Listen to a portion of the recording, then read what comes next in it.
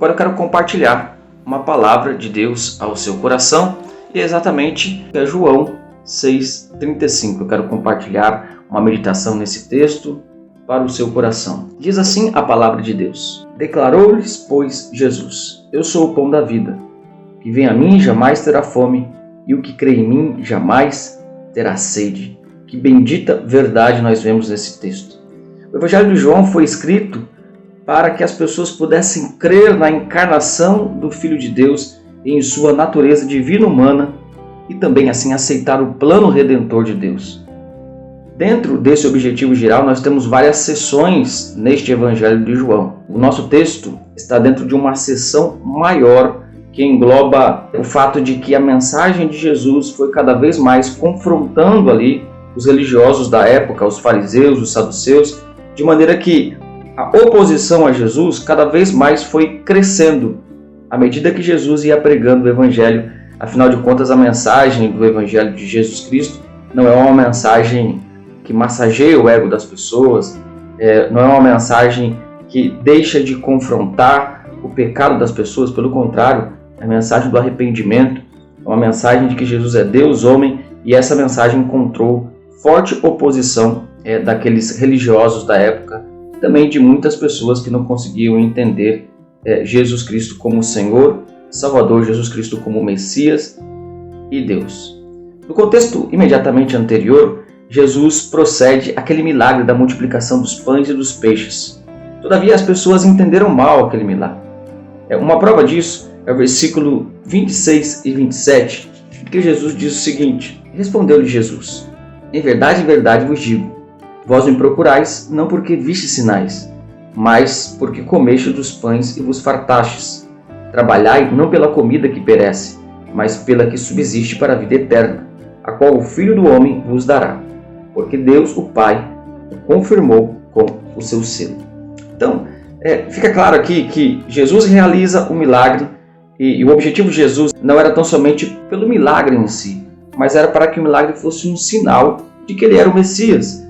As pessoas não conseguiram entender isso e viram em Cristo ali uma esperança de alguém que pudesse dar somente alimentação, de alguém que pudesse ser um grande líder político e assim por diante. Nós vemos então que aqui no capítulo 6, Jesus começa o seu discurso sobre o pão da vida, é onde entra o texto de João 6,35. Jesus demonstra então que ele é o pão da vida, que as pessoas não deveriam esperar nele somente um suprimento material, mas principalmente um suprimento espiritual. Daí então ele diz essas belas palavras: Eu sou o pão da vida. O que vem a mim jamais terá fome, o que crê em mim jamais terá sede. No contexto, Jesus está se colocando em superioridade a Moisés. Ele diz que Deus, através de Moisés, supriu a necessidade básica das pessoas, a necessidade física lá no Antigo Testamento. Aqui estamos diante de alguém que supre as necessidades espirituais. Jesus está mostrando que ele mesmo é o verdadeiro alimento, que uma vez sendo dado à pessoa, essa pessoa jamais terá fome, jamais terá sede. Jesus demonstra sua superioridade a Moisés. Jesus demonstra que a maior necessidade do ser humano não é de alimento físico, embora isso seja extremamente importante. Mas Jesus demonstra que a maior necessidade é de alimento espiritual.